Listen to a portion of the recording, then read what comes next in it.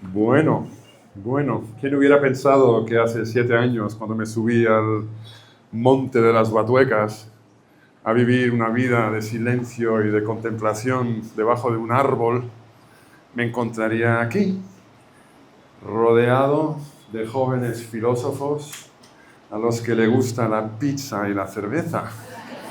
Entonces estoy en buena compañía porque a mí también me gusta la pizza y la cerveza. Y sobre todo una buena conversación que espero que tengamos. ¿Quién de vosotros está listo para una revolución?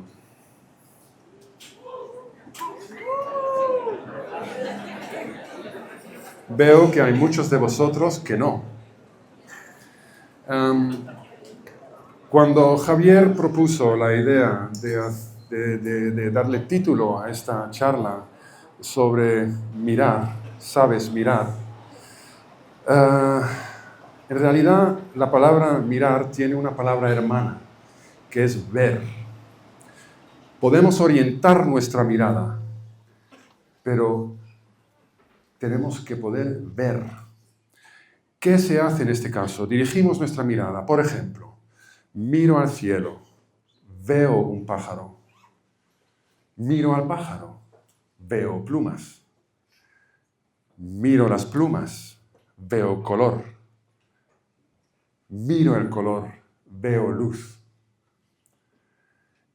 En esta forma telescópica es como yo, como artista, me entro en el lenguaje de la mirada y de mirar.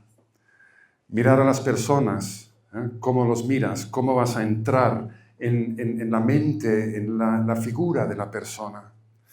Mi padre siempre me decía, mira, fíjate, Federic, mucho en los detalles, las uñas, los zapatos que llevan, la ropa que lleva, cómo va vestida, cómo habla, para poder ver una persona.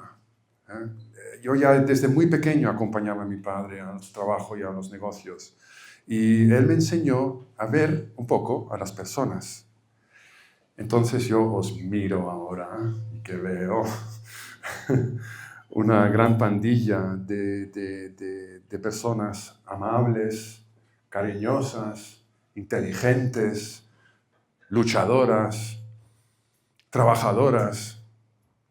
Personas que si nos encontráramos en una situación difícil, cualquiera de vosotros estaría bien para sobrevivir en esa situación difícil. Nosotros tenemos una forma de juzgar a la gente fuera del mirar y fuera del ver. Cuando empezamos a ver a las personas de cerca, cómo son y cómo se comportan, es primero la mirada, que es lo más superficial en ese momento. Miramos algo superficialmente. Luego vemos y vamos a profundizar. El ver es lo que tiene una gran profundidad interior. Cuando empezamos a ver, por ejemplo, y hay elementos mágicos en la mirada también, vemos un cuadro como Las Meninas de Velázquez. Estamos delante de una superficie en 2 dimensiones. Pero como dijo Dalí, vemos atmósfera. Vemos las 3 dimensiones, las distancias, las personas pequeñas al fondo. Hay 3 dimensiones en una superficie de 2 dimensiones. Entonces, ¿por qué no aplicamos esta forma de ver a los mapas? Hoy en día estamos viendo los mapas y un mundo que se está sacando los ojos y rasgándose y matándose unos entre otros. ¿Qué vida es esta? Por un mapa en 2 dimensiones. Esta tierra es mía y no es tuya. Y ala, a pelearse el uno con el otro, matándose, destrozándose. Esto a mí me enfada mucho. El hecho que las personas no son capaces, hoy en día, que estamos hablando del siglo XXI, que todavía estamos usando un método de mapas de la era romana, mapas en 2 dimensiones para delinear las provincias. ¿Qué es eso? ¿Hemos evolucionado desde entonces? Poquito, creo. Podríamos empezar a pensar en mapas en 3 dimensiones. Mapas que nos hablan de un pasado, de un presente, de una forma de ser. paradigmas, capas diferentes de paradigmas. No hablamos de un solo paradigma, no. Hablamos de diferentes paradigmas en un mapa en 3 dimensiones. Gente muy diferente que pueden convivir en un país dentro de su bolsa de piel con una identidad propia y ser completamente libres uno y cada otro en su paradigma. Mapas en 3 dimensiones. ¡Wow! ¿Es posible? Todo es posible, en mi opinión. Todo, absolutamente todo.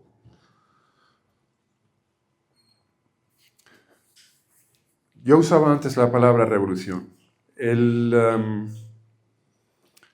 La mirada es como la revolución, es como una revolución. El mirar es superficial, busca el cambio o la respuesta rápida, destruye o desmonta estructuras sociales y políticas y culturales rápidamente. A menudo la juventud está empujada a actuar rápidamente dentro de las revoluciones porque nosotros queremos mejorar el mundo. La gente joven tiene ganas de que ya que se acaben las guerras, que todo el mundo se ame y se acabó la historia. Vamos a vivir todos fantásticamente juntos. Y tener éxito en lo que hacemos y ser expertos y sabios y alegres y buenos. Esas las revoluciones que conocemos. La revolución de las 13 colonias en Estados Unidos. ¿Sabéis por qué se independizaron de Inglaterra? ¿Alguien lo sabe? Porque subieron el impuesto a Carlos, el rey Jorge, quería subir los impuestos del té al 10%. Y el pueblo dijo, hasta aquí y no más. Y se levantó contra el rey Jorge, porque había subido al 10% el impuesto al té. Hoy en día el Estado, a mí personalmente, se lleva el 56% de mi salario. Y no hay revolución. Y yo creo que a partir del 25 o 30% para todos los demás igual. Y luego el 21% de IVA que se lleva cuando compras algo. Y no hay revolución, no hay protesta. Libertad, no me pises. La revolución en Estados Unidos. Las 13 colonias. Eso inspiró la Revolución Francesa. Liberté, égalité, fraternité. Hoy somos libres, somos hermanos y somos iguales. Después de 200 años, en esta sociedad en la que vivimos. Luego vienen las revoluciones de independentistas de Sudamérica a principios del siglo XIX. Luego tenemos la revolución bolchevique en Rusia, 1917. Todos igual de pobres. Perfecto. Somos libres, igual de pobres. Los trabajadores, los campesinos. No, esa revolución tampoco fue un éxito. No logró los objetivos de los que concibieron de esa revolución. Luego tenemos la revolución en China. Levantar a los pobres de la tierra. ¿Ha sido un éxito eso? ¿Son iguales en la China también? ¿Hay libertad, igualdad, fraternidad? La famosa revolución cubana. El otro día fui a un bar y pedí una mentira y el señor me puso un Cuba libre. Y luego tenemos la primavera árabe, que fue un punto de gran esperanza para todos. Que hubiese este cambio en Oriente Medio, donde las personas finalmente podrían ser libres y un poco de amor en esa tierra tan violenta y tan desgraciada con sus guerras. Eso tampoco funcionó. Entonces estamos ante un dilema. Si la revolución no funciona, como hemos visto con todos estos ejemplos, estamos todavía pensando, bueno, una revolución científica, una revolución personal, una revolución...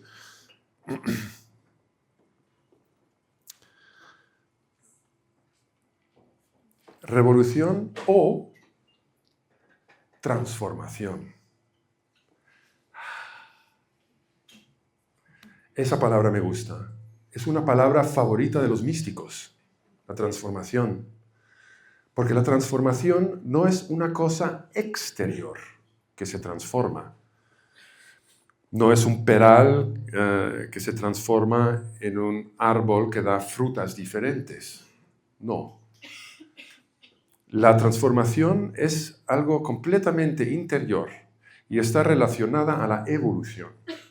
Pero no es lo mismo.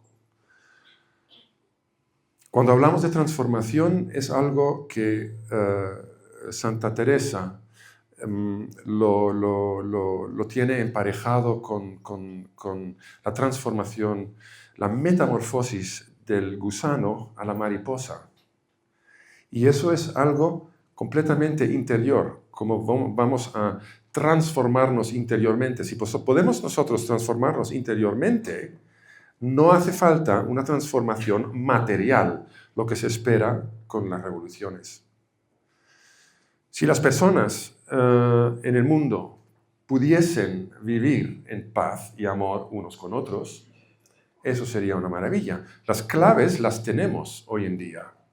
No hay ningún problema poder vivir en paz todo el planeta y desarrollarnos en una mega supercultura superfusionada de todas las culturas del mundo, crear edificios increíbles, conservar el medio ambiente, que todos seamos iguales ante la ley, ya no necesitaríamos políticos porque todo sería perfecto, ya no necesitaríamos el Parlamento Europeo porque eso es triplicar el mensaje. Eso ya no se necesita porque todas las estructuras para conectarse unos con otros están hechos. No hace falta. España puede conectar perfectamente con Polonia, ya todas las conexiones están hechas. ¿Más leyes necesitamos? ¿Para qué? Si vamos a vivir en una sociedad perfecta, ¿para qué más leyes? ¿Para qué tanto parlamento? ¿Para qué tanto político? Deberíamos tener más artistas y más filósofos y más ingenieros y más médicos. Y todo eso cuesta. Y el Estado no lo tiene. La transformación, en otras palabras, no es una cuestión material, sino inmaterial. La transformación es algo que viene de lo más profundo de nuestro propio ser, de lo más dentro de ti. Y ahora puedes decir, no soy creyente. No hace falta no ser creyente para transformación. Y esa transformación nos llevará a una evolución como especie humana. Si el ser humano podría vivir y convivir, sería increíble la evolución, el paso evolutivo que el ser humano tomaría. Porque ese paso evolutivo necesita una transformación interior brutal. Y las claves las tenemos. Y yo la tengo aquí en el bolsillo, que siempre llevo conmigo. Entonces, os voy a leer una cartita que escribió un joven carpintero hace mucho tiempo. Lo escribió un pescador hace mucho tiempo de un maestro suyo que era carpintero. Y en esta carta están todas las claves para una transformación interior tan reveladora que nos llevaría a un paso evolutivo del ser humano, donde ya no seríamos pequeños individuos peleándonos unos con otros, seríamos una fuerza vital que todos podríamos vivir tranquilamente, sin problemas. Y os lo voy a leer. Todas las claves están aquí, ¿vale? Para una vida feliz y todo lo demás. Por lo menos yo, en mi opinión. Aunque yo hablara todas las lenguas humanas y de los ángeles, si no tengo amor, soy como una campana que resuena o un címbalo que retiñe.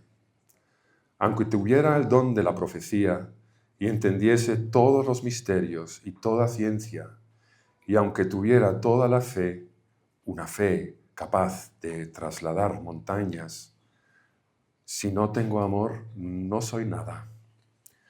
Si repartiese todos mis bienes para alimentar a los pobres y entregar mi cuerpo a las llamas, si no tengo amor, no me sirve para nada. El amor es paciente, es servicial. El amor no es envidioso, no hace alarde, no se envanece, no procede con bajeza, no busca su propio interés, no se irrita, no guarda rencor, no se alegra de la injusticia, se regocija con la verdad. Todo lo disculpa, todo lo cree, todo lo espera, todo lo soporta. El amor nunca pasará, las profecías se acabarán, el don de las lenguas cesará y la ciencia desaparecerá, porque nuestra ciencia es imperfecta y nuestras profecías limitadas. Cuando llegue lo perfecto, cesará lo que es imperfecto. Cuando yo era niño, hablaba como niño, sentía como niño, razonaba como niño. Pero cuando me hice hombre, dejé a un lado las cosas de niño. Ahora vemos como en un espejo, confusamente. Después veremos cara a cara.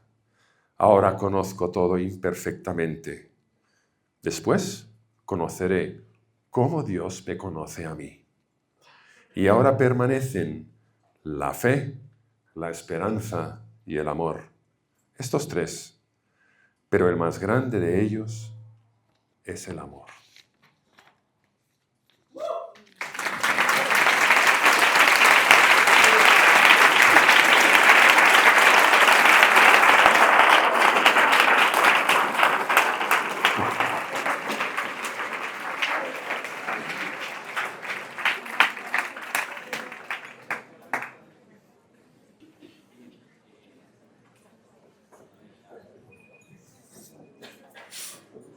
Sí, ahora.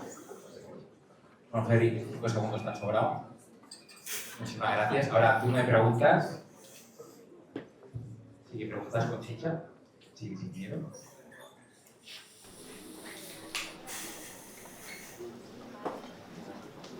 Hola. Hola. Has comentado, has hecho un repaso acerca de diferentes revoluciones que han habido y era un poco en pos en busca de la libertad. Y es cierto, ¿no?, que quizás a lo largo del tiempo pues, muchas sociedades han buscado en mayor o menor medida pues, la libertad. ¿Qué es la libertad? Pues es algo que yo muchas veces pienso. ¿Libertad es igual que felicidad? ¿O es algo que, porque anhelamos mucha libertad, pero quizás no es realmente lo que da la felicidad, ¿no? Entonces no sé muy bien qué concepto tienes tú de libertad. La libertad no es material. La libertad es no material. Muchos de nosotros asociamos la libertad con lo material, que puedo ir a cualquier sitio, pero tú puedes estar en prisión y ser completamente libre. No poseer nada y ser completamente libre. La libertad es completamente dentro de tu mente.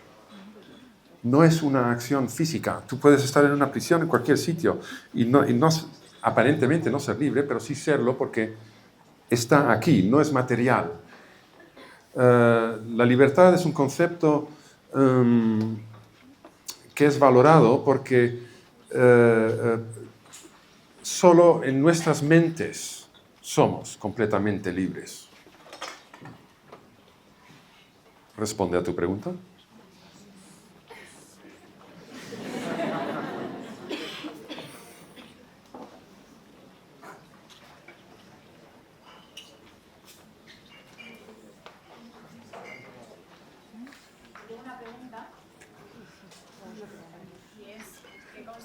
micrófono.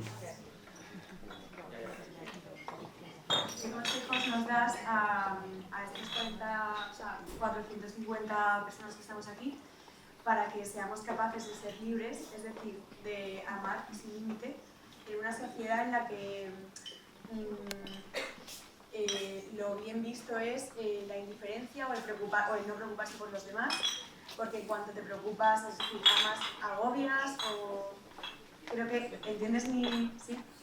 Vale. Nada, pues muchas gracias.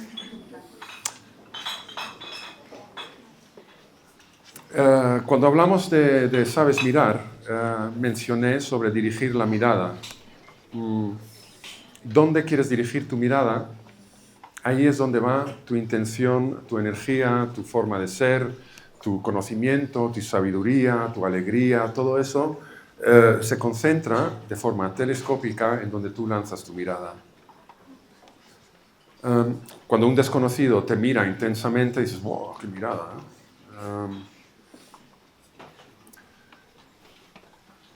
Si tu mirada está basada en unos principios de amor, respeto y profesionalidad,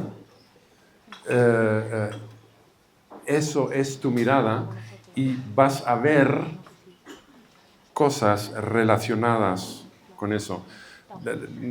La razón de tu mirada, dirigiendo tu mirada, donde tú la dirijas, si yo dirijo mi mirada a las guerras, por ejemplo, me canso de ver tanta sangre y tantas explosiones. Y ahora, por ejemplo, en Twitter, porque me interesaba un poco el problema de Oriente Medio, con mi plan tan imaginativo de mapas en 3 dimensiones, a ver si podríamos solucionar el problema de Oriente Medio, que podríamos crear mapas, unos paradigmas, que son las reglas para vivir cada día y los propósitos que te llevan a ser como eres en estos paradigmas, que los musulmanes y los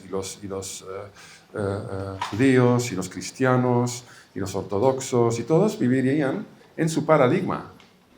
Pero el problema con eso es, claro, todo el mundo libre en su paradigma, cómo interactuar de forma buena, tranquila, poder viajar en esta hipótesis de un mapa en 3 dimensiones, un país en 3 dimensiones, y no serían 3 o 4 dimensiones, serían múltiples dimensiones. Es muy bonito eso, cuando hablas de la física cuántica.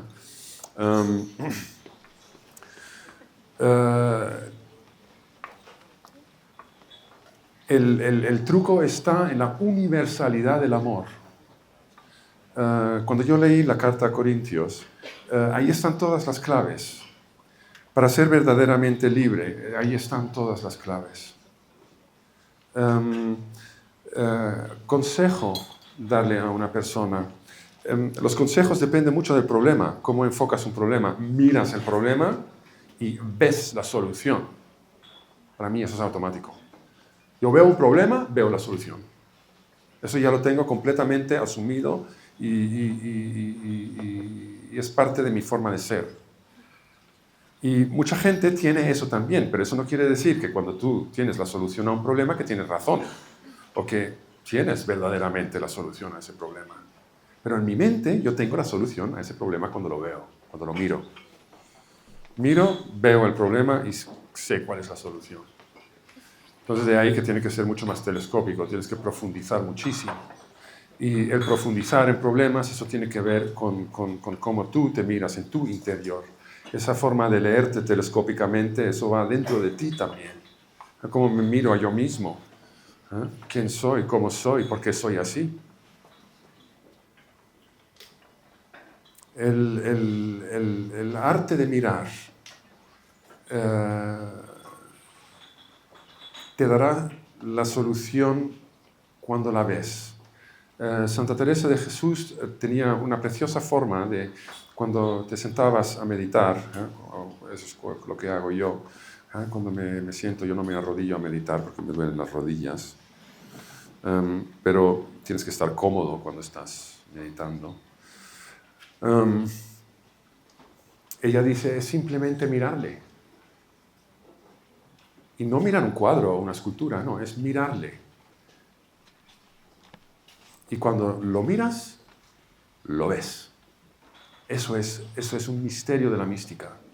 Es una cosa maravillosa. Yo creo que Pablo II también habló en una de estas charlas y él lo mencionó esto, que cuando existen momentos en la introspección de ti mismo que es de un tal revelación y placer y absolutamente nada, es un momento muy especial, que eso ocurre muy poquito y tarda muy poquito. El descubrirte a ti mismo y ver que hay algo, wow, que descubrí en mí, una verdad. Entonces, el vivir el amor, el tener una mirada amorosa, eso te orienta de otra forma. Eso es simplemente la solución a las cosas. Imagínate que todos esos soldados allí en Oriente Medio se miraron unos a otros con amor, que tuviesen la mirada amorosa. No habría guerra. Esa es la verdadera libertad, el que no estás obligado a nada, que puedes vivir una vida maravillosa con tu familia, tener hijos, tener trabajo, viajar, ver el mundo. Estar ciego a cómo es la gente y simplemente vivirlo. No sé. Hola, Frederic. Muchas gracias por aquí a tus tres ahora. Aquí. No te veo. Vale. En relación con las revoluciones, con lo que has empezado contándonos, Sí. ¿cuál sería tu posición en relación con el comportamiento político que debería de tener una persona que no tenga la política como esperanza? Es decir, que no ponga su esperanza en lo material. Gracias. Repíteme la pregunta, por favor.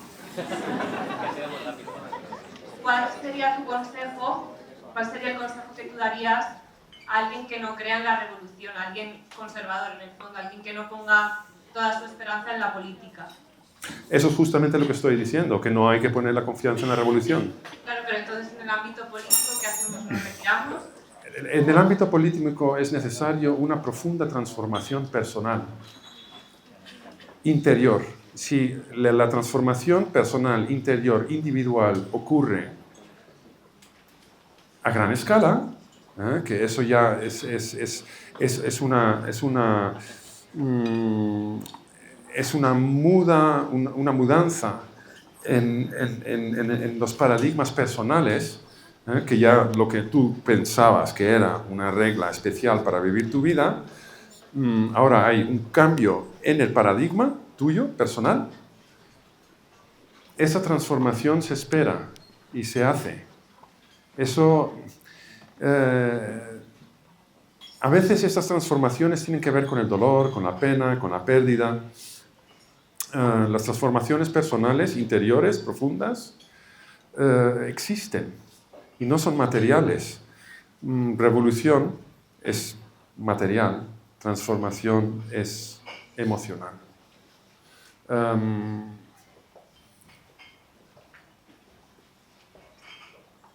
¿Alguien baila ballet aquí? ¿Alguien sabe bailar? ¿Nadie?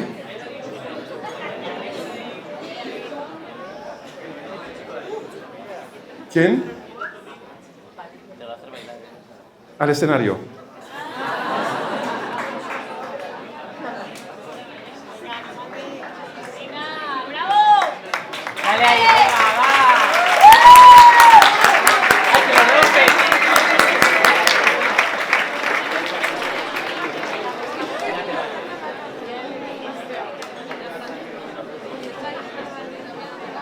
No voy a complicarte la vida, es algo muy sencillo.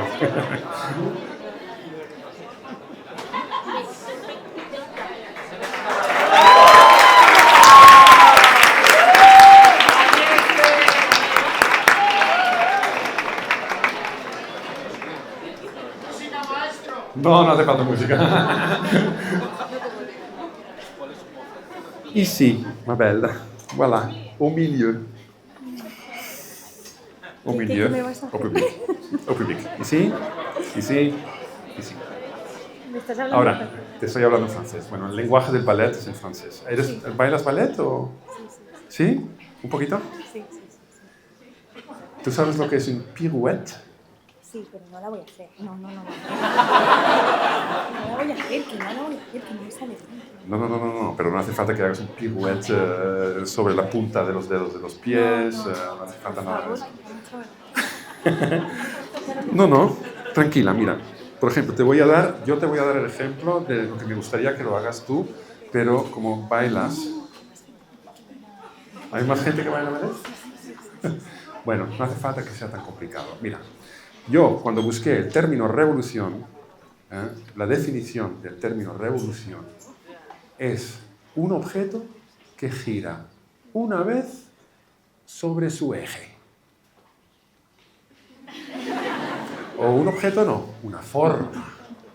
Una forma que gira una vez sobre su eje.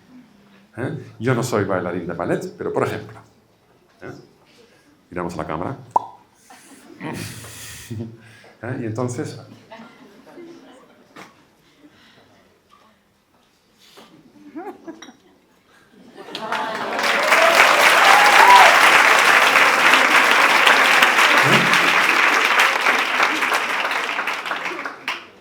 Une pirouette d'une révolution.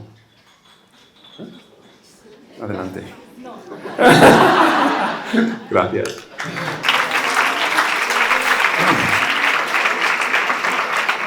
Bueno, esto que ilustra que cuando hacemos una revolución, acabamos mirando en la misma dirección. Eso es una revolución. Las cosas no cambian. Una transformación, sí, pero eso no sé bailarlo, porque eso no es material, eso es inmaterial, una transformación. ¿Más preguntas? Sí, aquí, en la barra, justo. Ya. Muchas gracias, agradecerle pues, que esté aquí. Y nada, simplemente mi pregunta, yo soy una persona que también soy una persona teórica, que pues un poco de alguna forma vive la transformación de una forma teórica e intelectual, y era preguntarle si podía compartir con nosotros la experiencia, ¿no? Ya no solo la teoría, cómo se logra esa transformación, sino que nos pudiese dar un poco un ejemplo con su testimonio de cómo fue esa transformación para ti. Sí. Hace un año exactamente me diagnosticaron cáncer de linfoma B de células grandes. Y dije, pues verdaderamente, Federico, no células pequeñas, siempre grandes. Entonces, grandes. Cuando tenía las dos enfermeras, las tres doctoras enfrente de mí, jóvenes como vosotros, también, una edad increíble. No lloré. No. Lo primero que dije fue, joder, qué corta es la vida. Lo increíblemente corta que era la vida. Porque de pronto todo mi pasado pasó por delante de mí y fue... el momento que me conmovió fue cuando ella me pasó un papelito azul donde había un número de teléfono que decía ayuda para personas que viven con cáncer. Y ahí me conmoví, porque de pronto pensé en toda esa gente que vive el cáncer solos, sin familia, sin amigos, sin compañeros, que viven la enfermedad sola, que no tienen con quién hablar, con quién compartir. Yo tuve la suerte de que todas las monjas de España estaban rezando por mi salud, o sea que me curé sí o sí. Gracias a Dios he salido de esa. Pero eso me conmovió. Y eché la mirada atrás sobre mi vida para ver qué es lo que revolucionó en mi vida y que eso fue la causa de una transformación profunda en mi ser. Y puedo decir sinceramente que fue el suicidio de los 3 hombres que más quería en mi vida. Era mi suegro, mi padre y mi hermano. que ellos se quitaron la vida. Uno tenía Parkinson, mi padre, y él le encantaba la vida, bon vivant, y con los temblores y los congelamientos ya no podía más, y él cogió su coche y a 200 kilómetros por hora se empotró en un roble. Mi suegro había perdido mi suegra, su mujer, y él tenía Alzheimer. Y todos los días le tenían que recordar que había muerto su mujer. Él no lo soportó eso durante 6 meses, el tiempo que duró eso, y cogió un fusil y se voló la cabeza. Mi hermano, un brillante músico, fue fundador de Chambao, uno de los fundadores de Chambao, si lo habéis oído de este grupo. Y él tenía problemas psicóticos, episodios psicóticos, y le tenían que ingresar en hospitales psiquiátricos, donde hacían experimentos con él, con pastillas, porque no sabían exactamente qué es lo que tenía y cómo tratarlo. Muy dramático esto. En la calle del Ángel saltó por la ventana de un 5º piso y fue directamente al cielo. Y lo que me di cuenta en ese momento era que me enfadé mucho con todos. ¿Cómo podéis hacerme esto? Dejarme aquí solo. ¿Y por qué? Y tal y cual. Y me di cuenta que en todos los casos eran problemas mentales, eran problemas del cerebro. Que gracias a la Fundación Tatiana, esto vamos a encontrar una solución. Ellos hacen mucha investigación en el campo de la neurociencia. Que es una bonita sincronicidad estar aquí en algo fundado por ellos. Es maravilloso. Yo sufrí mucho esto. El tema era que la revolución fue la enfermedad que estas personas sufrían. Eso era algo físico y presente. La transformación era el hecho que yo descubrí que la enfermedad forma parte de la vida, que no nos vamos a escapar de la enfermedad. Esa transformación fue una transformación. Yo pensaba, vamos a luchar contra la enfermedad, eso no pertenece en la vida, la enfermedad. No.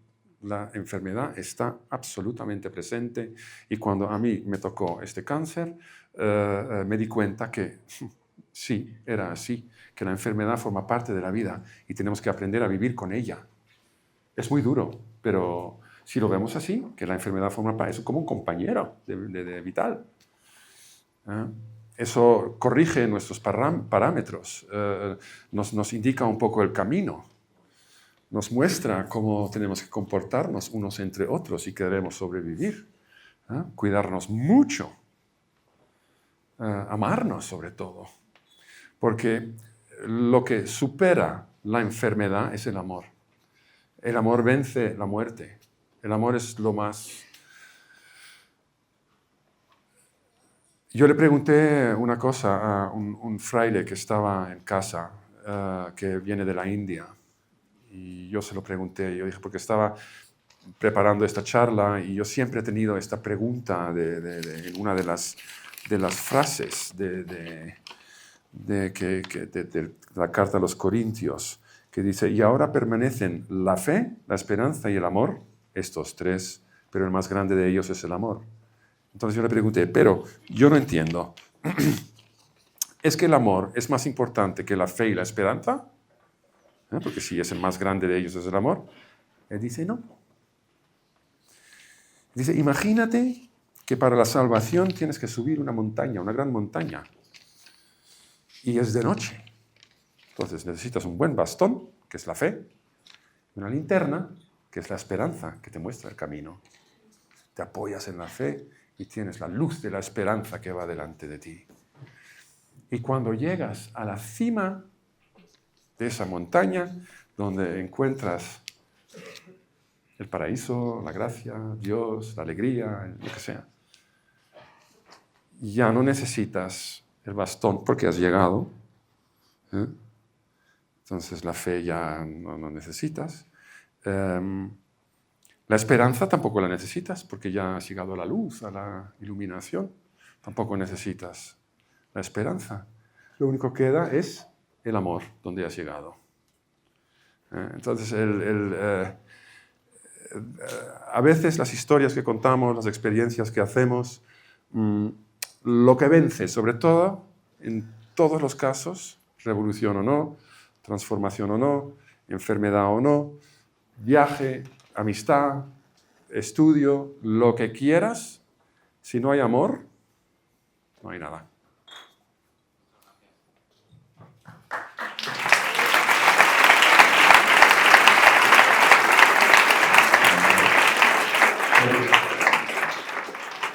La puerta.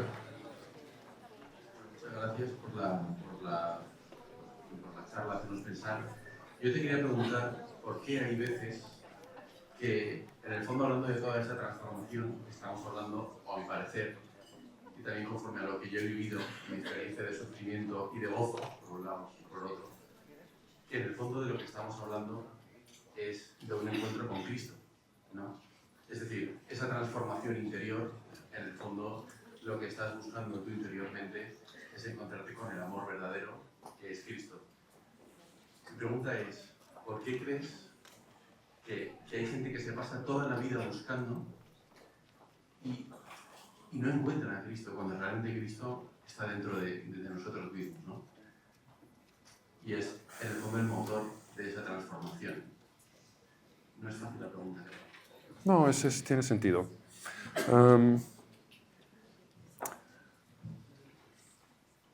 Las religiones en general, si hablamos del cristianismo, hablamos del budismo, hablamos del islam, hablamos del judaísmo, un montón de religiones.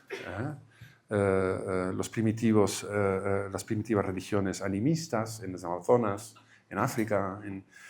La religión permea toda la cultura y toda la sociedad. Es un motor que nos hace creativos en cierta forma, porque tratamos de expresar algo que es muy difícil de expresar. Expresar tu amor a Dios construyendo catedrales, magníficas mezquitas, magníficos templos en Asia. Crear una estética espiritual de lo que tú crees. Cristo simplemente tenía un mensaje, es el mensaje del amor universal. Eso es algo que no existe, pienso, en casi ninguna otra religión. El concepto del amor universal es él que lo empieza, en Occidente por lo menos, es donde él, por eso lo matan. Porque no puede ser que la gente viva en paz. Eso es horrible. Que se amen unos a otros, eso es una barbaridad. Lo matan. Que Cristo transforma ese paradigma de cómo vivimos y pensamos. Si nosotros verdaderamente nos sentimos cristianos y respetamos a Cristo, aunque no sea creyente, como filósofo, como profeta, como hombre de bien, con un hombre con un mensaje poderoso, no hace falta que seas cristiano para eso. El amor universal es un concepto de Cristo como lo concebimos en Occidente.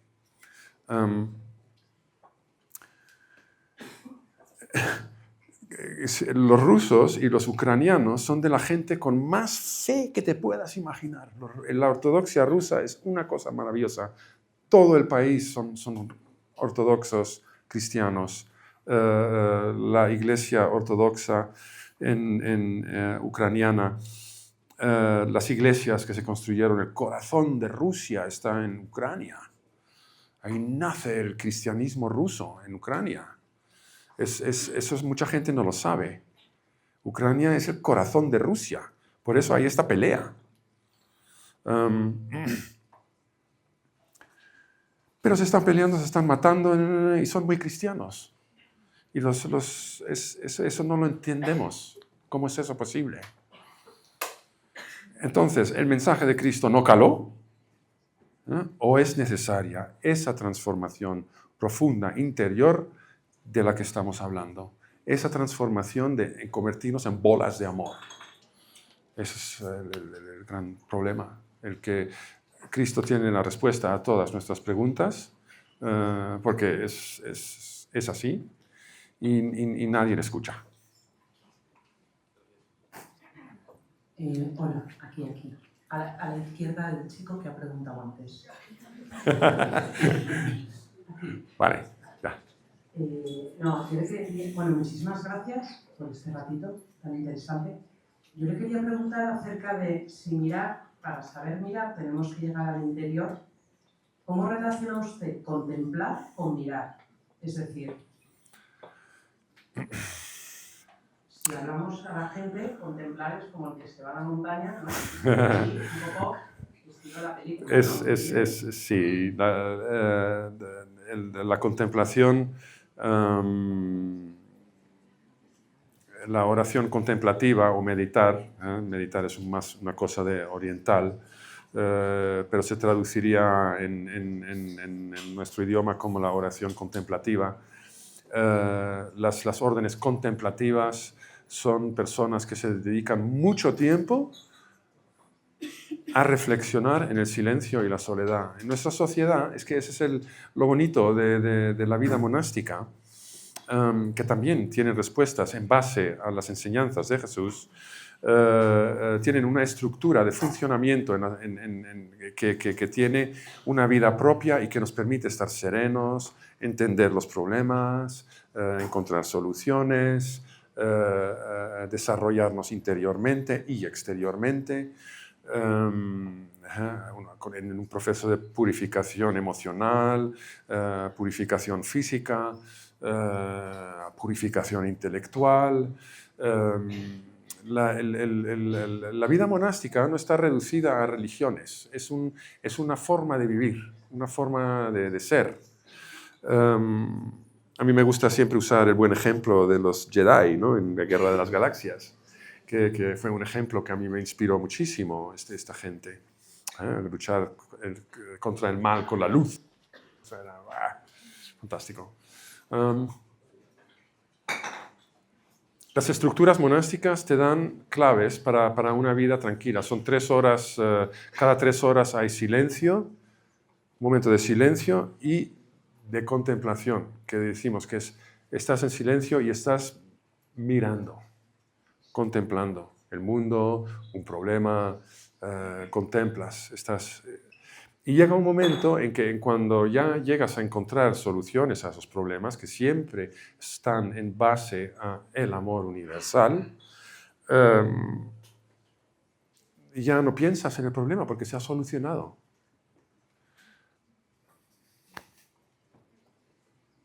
Aquí delante justo. Vale. Gracias. Muchas gracias por compartir su intimidad. Yo le quería preguntar cómo su transformación ha cambiado su forma de crear. O sea, como artista, una vez transformado, ¿eso se ha tenido algún cambio en la forma que tiene? Sí, no ha cambiado mi forma de crear, ha evolucionado mi forma de crear. He sufrido una evolución en la forma de crear, no un cambio. No he cambiado no he cambiado cuadros abstractos por iconos. Para mí un icono es tan abstracto como un abstracto. No hay diferencia en pintura en este sentido para mí. Puedo amar tanto un Rothko como un Delacroix o un Velázquez.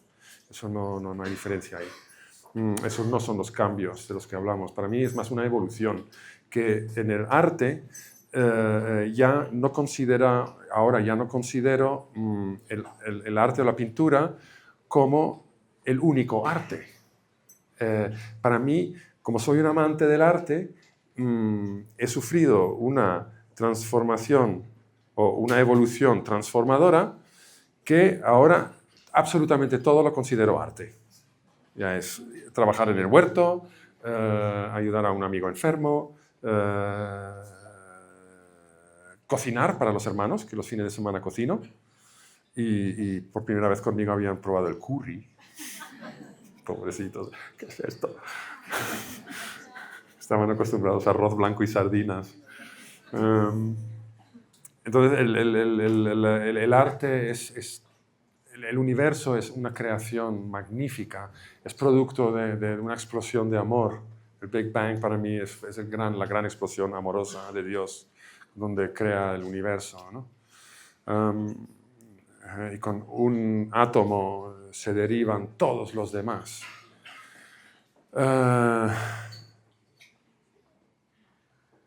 Todo es arte y belleza. Victoria, ¿qué tal? Mi pregunta es, ¿qué opinas acerca de la mirada de la sociedad sobre los indigentes? Es decir, las personas que viven en la calle y cómo podemos nosotros ser más humanos ante lo que yo considero que es mucha ignorancia. Es verdad, es ignorancia.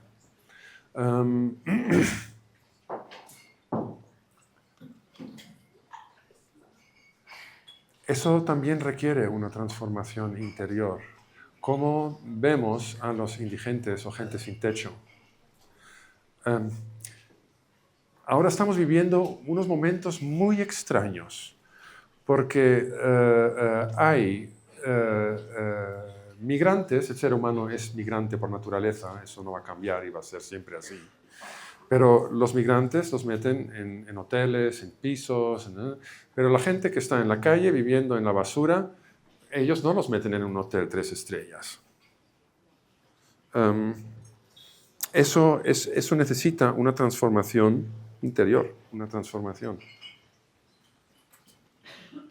La gente debe de estar consciente de esto, pero no lo están.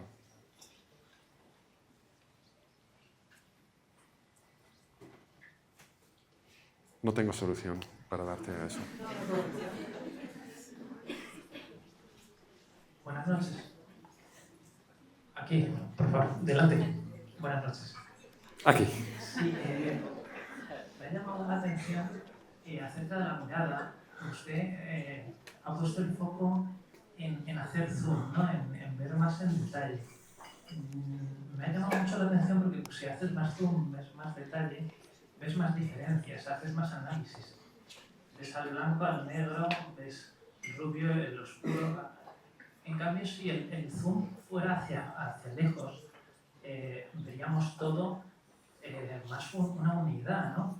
Veríamos que no somos más que un puntito, nos vamos hasta la Vía Láctea y nos veamos, no somos más que una unidad, ¿no? Me llama la atención que haya puesto el foco en hacer más análisis al detalle, donde vamos a ver más diferencias, vamos a hacer más análisis que nos va a llevar a pensar más, cuando si nos vamos más lejos, al final todo es uno, ¿no? Tienes razón, puedes hacer las dos cosas. Puedes acercarte al problema o alejarte y ver las consecuencias del problema.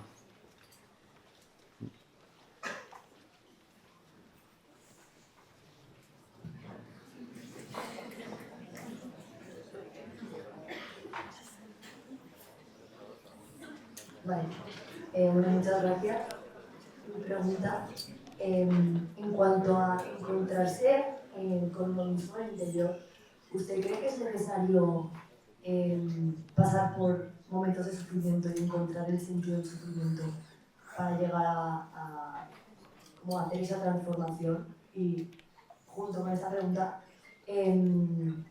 usted ha dicho que Cristo vino a darnos un mensaje, pero también como ahora el papel de la Iglesia y los sacramentos como el perdón, ¿cree que son un medio también para ayudarnos a encontrar el sentido de ese sufrimiento y encontrar esa paz? Empiezo con la última. Vi dos vídeos en Twitter que me conmovieron muchísimo y yo no sabía cómo explicarlo, porque eran dos chicos, uno palestino, otro judío, y estaban enfadados cada uno contra el judío y contra los palestinos por haber matado a todas sus familias. Entonces, un chico había perdido toda su familia porque los palestinos los habían matado y el chico palestino había perdido toda su familia porque los judíos lo habían matado. Entonces, si cogieses a estos dos chicos y los pones en una silla y decir, ahora os tenéis que amar. Y yo hablo con mi prior y le digo, ¿cómo explico a estos dos chicos que se tienen que amar? Ama a tu enemigo. Otra frase famosa de Jesús. Ama a tu enemigo. ¿Cómo le explicas a estos dos chicos que tienen que amarse? Y el concepto de amor universal, tanto en el Islam y en el judaísmo, no está claramente definido, o tan claramente definido como en el lenguaje cristiano.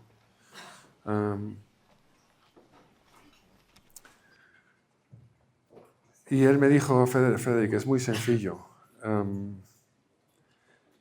Sin amor, perdón y misericordia o compasión, no hay salvación.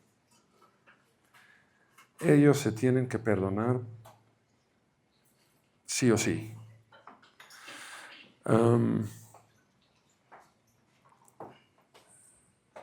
Y luego me puse a pensar en el lote de Jesús. ¿Cómo perdonaría a alguien? Él en la cruz, después de haber sido torturado, maltratado, crucificado, le pide a su padre que perdone a los hombres que han matado a su hijo.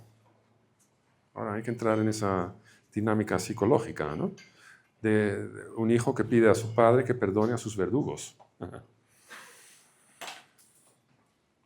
Eso tiene un cierto mérito. Entonces, el mérito más difícil es perdonar a la persona que te ha hecho daño. Más mérito tiene ese perdón y más te acercas a Dios. Si alguien ha matado a tu hija y la ha violado y la ha despedazado y la ha tirado en un agujero, si tú eres capaz de perdonar a los que han hecho eso a tu hija, estás a un nivel divino de perdón. Hay un mérito tan grande en ese perdón. Eso es acercarse a Dios en el mérito y el valor del perdón que estás ejercitando. Si estos chicos se perdonasen uno a otro, los dos tendrían un mérito, estarían muy cerca de Jesús, muy cerca de Dios, a nivel del saber perdonar. Este nivel de perdón es tan duro y tan difícil que el ser humano le cuesta muchísimo. Perdonar eso a alguien que le haga daño a mi hija, es que no lo sé. De esa forma. Pero no habrá salvación si no nos perdonamos. Ese es el problema. Vivirás siempre en el odio y en la incapacidad de perdonar. Eso es el infierno. El no poder perdonar a alguien por lo que te ha hecho. Eso es infernal. Es un problema muy gordo y muy difícil a resolver. Y ojalá un día seremos capaces de perdonarnos. La misericordia y el perdón sí existen. Mi abuela, mi bisabuela, cuando se casaron mi abuela y mi abuelo, ella no tenía dinero, era mujer de un pobre carpintero, mi bisabuelo, y mi abuelo y mi abuela se casaban y ella quería comprar la cama nupcial. Y nadie le daba crédito porque eran pobres, entonces no les daban crédito, y entonces hasta que llegó a la tienda de segunda mano de un viejo judío y él le dijo, pues señora, usted págueme cuando pueda, llévese la cama. Y ella nunca olvidó este gesto.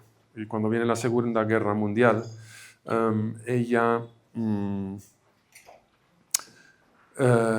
ayuda a los judíos y hace que su casa en Eindhoven, en Holanda, sea un lugar seguro para que los judíos puedan parar allí, dejar sus maletas y luego la resistencia los sacaba del país. Y se le llenó la casa de equipaje judío, porque uno detrás de otro venía y decía, ay, arriba, déjalo arriba, porque no puede salir con eso. Y Y entonces termina la guerra y mi bisabuela tiene el ático lleno de maletas de judíos, con lo más preciado que podían llevar, imagínate, eso eran bonos, oro, plata, joyas, o fotos, que gente que era pobre no solo tenía fotos. Y al final de la guerra, el ejército alemán consistía de niños, tenían 12, 13, 14 años, desarmados, que ya se estaban retirando cuando venían las tropas canadienses y británicas a librar a Eindhoven.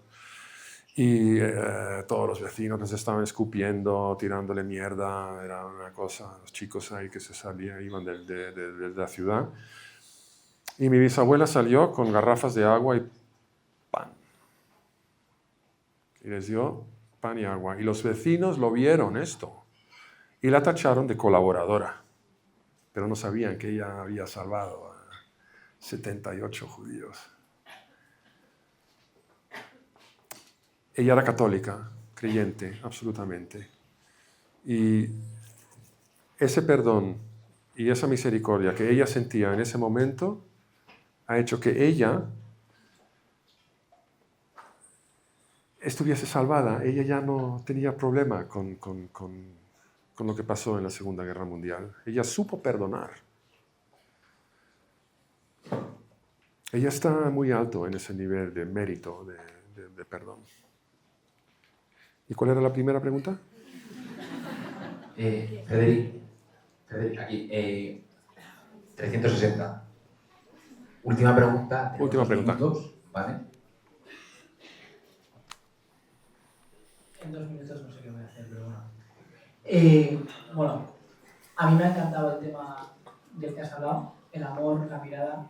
El amor es un tema que me apasiona porque en este siglo es un tema que se está desvirtuando mucho y además tocas un tema que es súper importante, que es la mirada, que es esencial para el amor. Y bueno, yo que soy maestro, ¿vale? Veo mucho en las familias, en los niños, en mis amigos, que el demonio ataca mucho la mirada y que la mirada en esta sociedad se está enturbiando y que sobre todo donde más ataca es donde más se necesita. Sobre todo en el matrimonio, lo primero que se pierde muchas veces es la mirada. Se ensucia la mirada y por tanto la gente cree que el amor se está apagando, ¿no? En vez de recuperar esa mirada y, como dices, ver más allá. Y luego también atacar la mirada pues hacia el padre, ¿no? Una figura muy necesaria en la familia. Y luego también la mirada hacia la vida, ¿no? Entonces, todo esto al final es, queremos atacar la mirada, pues eso, a la familia, ¿no? Queremos destruir la familia, que es lo más potente a día de hoy, ¿no? Entonces, pues bueno, a mí me haces pensar y veo que en esta sociedad, pues, que se está perdiendo esta mirada. ¿Qué piensas tú de todo esto? Ya sé que nos has hablado mucho sobre esto, pero bueno, que me gustaría que nos hicieras reflexionar más sobre este tema.